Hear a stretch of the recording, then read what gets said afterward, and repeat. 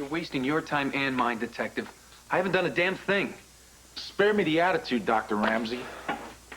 Your notepad was used to write a death threat to Lark Madison, and your stethoscope was used to strangle Grace Sullivan. Yeah, well, until I get a plush corner office, I'm forced to leave my belongings in public places. Anyone and everyone had access to that notepad and my stethoscope. Oh, well, then maybe I should start by questioning anybody but you, right? That's exactly what you should do if you want to find the real killer. Come on, somebody is setting me up. It couldn't be more obvious if they sent you a framed picture of me signed the General Homicide Killer. If you don't like playing 20 questions, Doc, then I suggest you start picking up after yourself. If I didn't want to see Serena so badly, I would not set foot in this death trap. Victor, why do you have to become such a jackass every time you come to this hospital? Funny you should ask. I've been compiling a list. Number 1, on your way to the bathroom, you may witness a murder. Number 2, your friendly lab technician will likely spill a great deal of your blood all over you. And number 3, one of us can never seem to remember where we're all supposed to meet. Well, how about number 4? It's very creepy that little Evie Lambert has to work here. Lucy, you have no proof that Eve Lambert is the killer. And neither do the police, despite all your best efforts. Why would Eve kill Dr. Marchand? Maybe she really wouldn't. But what if she really was the one that wanted to hurt me with that shrink dress? What if that was her plan and Jake found out about it? Lucy, Eve Lambert is my friend. Whoever's doing this is trying to get at me. Therefore, a friend wouldn't do that. Understand? No, not really. I think maybe it's possibly a diversionary tactic. You know, buddy up to you and maybe throw the blame to somebody else. That's a very interesting theory. Thank you. Right. I'm going to go see Gail while Victor sees his physician, and we'll all meet in Serena's room. Serena's room. Dr. Hearns to pathology. Hello. Have you seen, doctor, and I use the term loosely, Eve Lambert? Eve.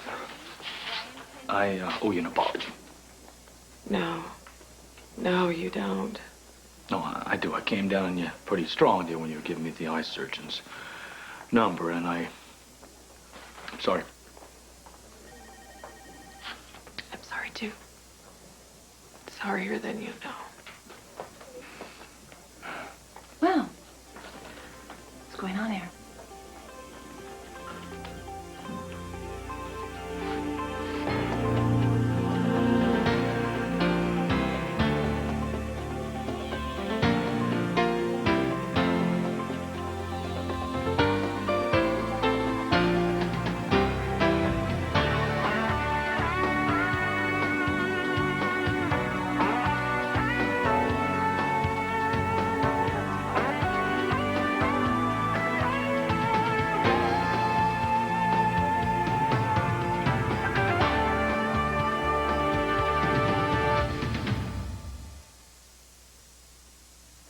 All right, just put your eyes back in your head here, all right? I was just thanking Eve for giving me a doctor, an eye surgeon. Well, that is the least she can do, considering it's Eve's fault that Serena needs one. I'm not up for another beating right now, so if you'll excuse me, I have patients to see.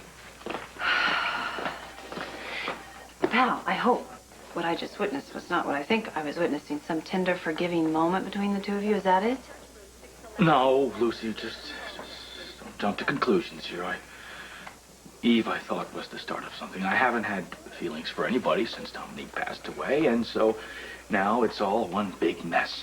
All right, I will acknowledge you probably do miss Eve. But, pal, I really think this is all for the best. Well, I don't need to hear that from you, all right? Eve didn't mean to hurt Serena. Well, yeah, maybe not. Well, she didn't mean to, Lucy. But she did. She did, and I can't ever forget that. All right, so, as I've told you many times, I could take care of myself. Yeah, right. I bet that's what Jake thought, too. What's he got to do with it? Well, the autopsy apparently came back, and he didn't die from that noose. He died from a blow to the back of the head, so he was murdered. Oh, brother. Now, I'm not saying, you know, that Eve did it or anything. I'm just saying that we don't know enough about her. We really don't know what she'll do next, so this is for the best. Yeah, well, come on, Eve's not capable of murder. Maybe not, but she did almost kill your daughter. Dr. Janowski to radiology. Dr. David Janowski to radiology. Forgot the anti-inflammatory. Let go! Let go? Victor! What a pleasant surprise. The prettiest nurse in the whole hospital. Well, thank you, kind sir. Oh, I presume you're here to see Miss Serena. Yes, I am. Where is she? She's at story time, but she'll be back soon. Oh, good. Can you look at these for me? Now, it's been a long time since I shopped for children. Could either of these remotely be called cool? Oh, they are adorable. We've also got these. Oh, my. Well, is that all? No, I've got these, but my hands are full. You do? Oh, gosh. Well, they're the cutest things I've ever seen. Now, I think they are a little too much to give her all at once, though. Certainly not. There's no such thing as spoiling children. Oh, well, I have an idea. Why don't you give her these two cute ones and then give the rest of them to some of the kids in the ward who don't have any? That thought is as kind and considerate as the lovely nurse who suggested it. I want you to have this. Oh. Well, now he's as sweet a fella as the man who gave him to me. Mr. McHenry, thanks for coming down so late. Car that expensive, we service day and night. I'm sorry you don't want to keep it. Oh, it's not that. I can't afford the payments. Jumped the gun a bit, did you? It's a hot car. It's out on the first level of the parking garage, right near the entrance. You can't miss it. Maybe next year. Maybe. Dr. Ghetto, 8099. Dr. Lillian Ghetto, 8099. You know, I can't tell really who's more pathetic. Me for losing Scott or you for blowing the Quartermain. Oh, that would have to be me. See, it's my fault that I lost the Quartermain. But you didn't mean to hurt Scott's daughter. Yeah. But I lost him anyway. Well, I'm moving up on the Port Charles Police Department's list of murder suspects. Is your name above or below mine? From Garcia's belligerent attitude, I would have to say above. Okay. You win. You are more pathetic. What's my prize? A new notepad. Did you write that death threat? No, I didn't. The most I've ever said to Lark Madison was take this to the lab. Well, Matt seems to think that it wasn't intended for Lark. He thinks that it was really intended for him, and that person just put it in the wrong backpack. Yeah, well, if it was a mistake, it wasn't mine. Yeah. I can't imagine why Matt would think that it was you. You know, you'd never stoop to kneecapping your enemies. That's right. I can do much better than a poison pen letter in a backpack. Dr. Lambert. Yes. I've been looking all over for you. Oh, is something wrong? In private, please. I have terrific news for you. Oh, good. Well, I could use some good news for a change. The board has awarded you the Quartermain residency. Congratulations. You kidding? No, I am not. Your dedication to your patients and your hard work are exemplary. You deserve it. Oh, my gosh! Oh, my gosh! Oh, thank you, Dr. May. Thank you. Oh, my God. Nothing like this has ever happened to me before. Oh, thank you. Thank you. Oh, I won the Quartermain. Oh, my gosh. Oh, my gosh. Well, I guess if it had to go to someone, it might as well be my roommate. Congratulations. You're a sport. Well, at least this way I still have access to the funds. And it's always more fun spending other people's money. Try it, and your arm gets amputated at the elbow. Come on. Buy me a martini across the street. You owe me. Well, okay. I guess I could donate one martini to the most pathetic fund. Okay. Besides, I could use the celebration. I need to make a phone call real quick, so wait here and don't get mugged. I just heard the word celebration. What's the occasion? I won the Quartermain. You did? Yeah. What happened to Chris? Oh. They yanked it from him for bad behavior. So now it's mine. Well, congratulations, Eve. You deserve the recognition. Thanks. Kevin, I want you to know how much your support has meant to me. No, I feel really, really lucky to have you as my friend.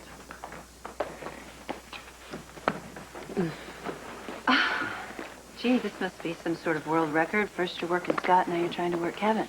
Is she paranoid or just insecure. I'm not going to grace that with a comment. Lucy, I was just congratulating Eve on her winning the Quartermain. No. Yes. Even an award? Hi, Serena. My goodness, you have great ears. Grandma says I have ears like a bat. What did you win? I won the Quartermain residency. Is that good? Oh, that's great. Then we should throw you a party. Right, Daddy? Well, why don't we wait until you get out of the hospital first? Yeah, you know what? The first party we're going to be throwing anybody is for you when you are all better. Here you go. All set. Let's get out of here. Yes. Okay. Bye, girlfriend. I'll see you later, okay? Bye, you. Have fun. Thanks. Excuse us. Amanda Sturt, call 5530. I'm so glad Jake wasn't the murderer. So am I. Even though I was terribly upset by what happened, I must confess I felt relief when I thought this whole nightmare could be over. Oh, but the people who died deserve some justice. Well, we all need peace of mind. It's frightening working at a place where people are dropping like flies. And how my poor son blames himself for everything. He thinks if he hadn't written that book, none of this would ever happen. Boy, Kevin took a lot of heat for that. That must be hard for you. To see your child in pain. That's why I've been so frantic to try and help find the killer. I even created a chart. Quite an elaborate affair. It collated every possible suspect with every possible motive. The police were quite interested. Wow. Well, did it help? They completely misread it. They believed it implicated my son. They even suspected me. Wow, I'm sorry. Well, it was ridiculous. The chart clearly demonstrated that the distribution was skewed. I mean to say that someone was trying to frame my son, and that someone certainly wasn't I. Well, of course not. You were with me the night Jake was hung. I mean, you couldn't be the killer. You're right. You're my alibi. A lovely alibi. This is one slaying they can't pin on me. You're my alibi.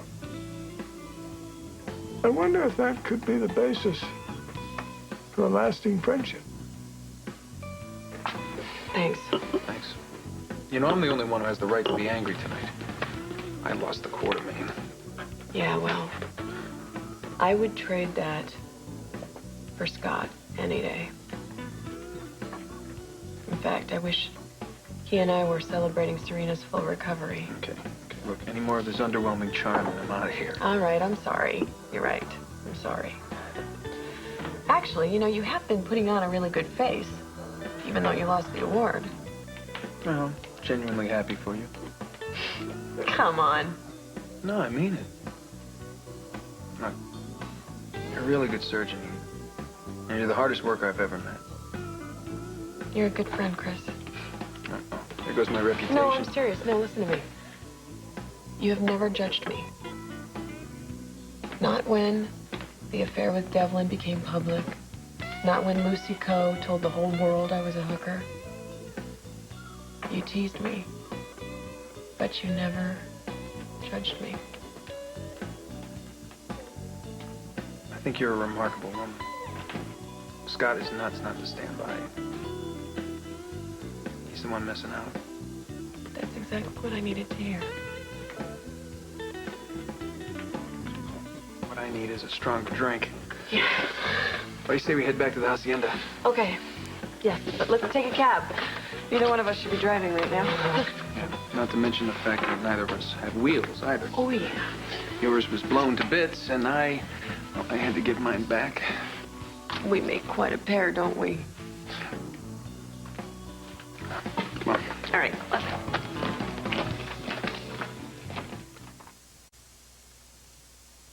Oh, wow. Thank you.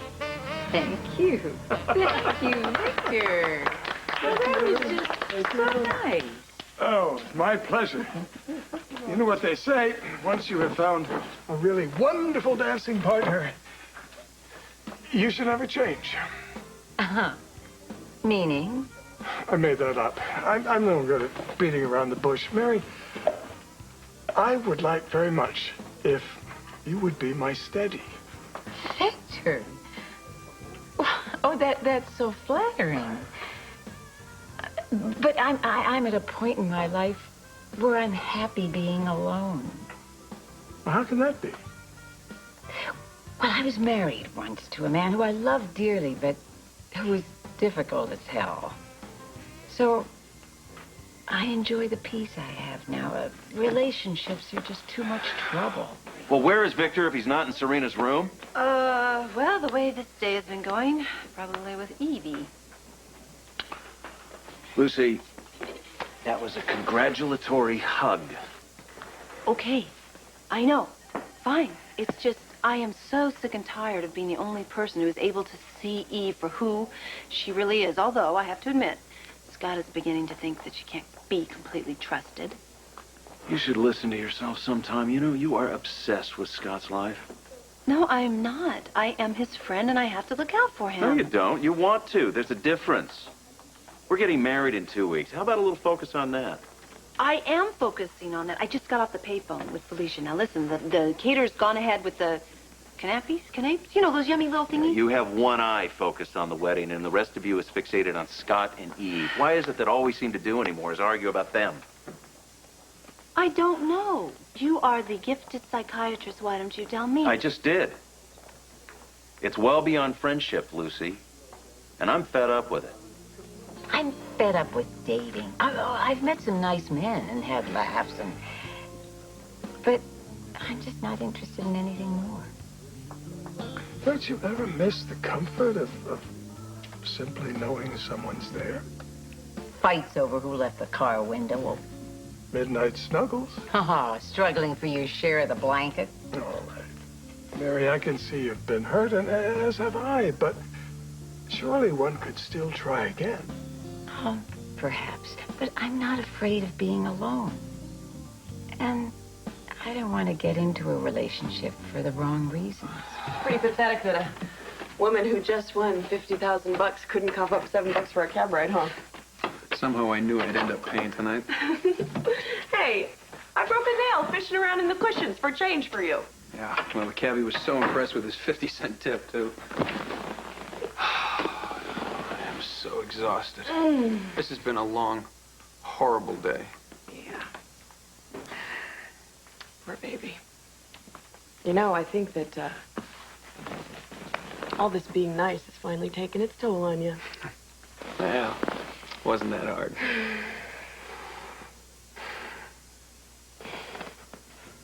Wait a minute, what's this? Oh, sorry. I slipped. Felt good. Don't apologize.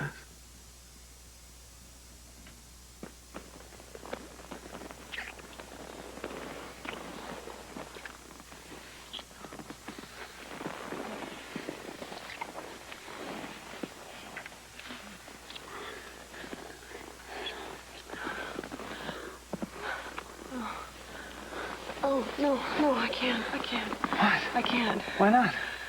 Because I'm still hung up on Scott. Wouldn't be fair. Eve, you could wait forever for Baldwin to forgive you. Is he worth it?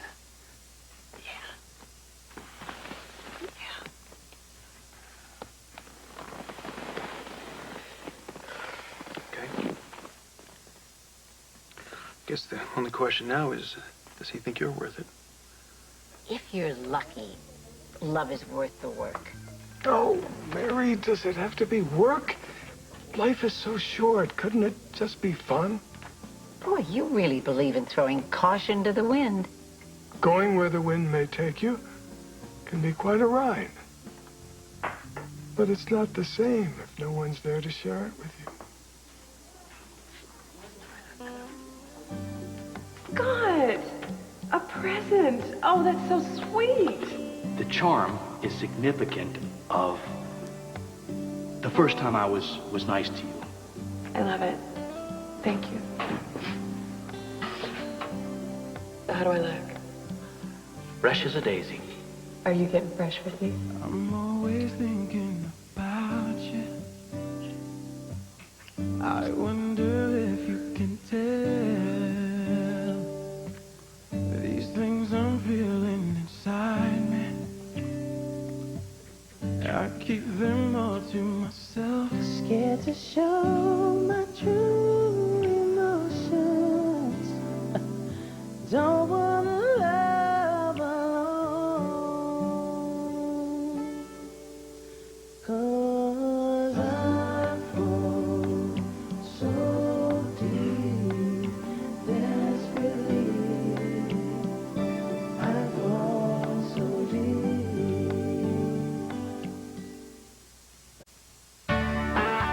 This is Kevin Newman. Tomorrow, when is the right time to take away your child's security blanket? Plus, Lethal Weapon 4's Rene Russo. That's tomorrow on Good Morning America.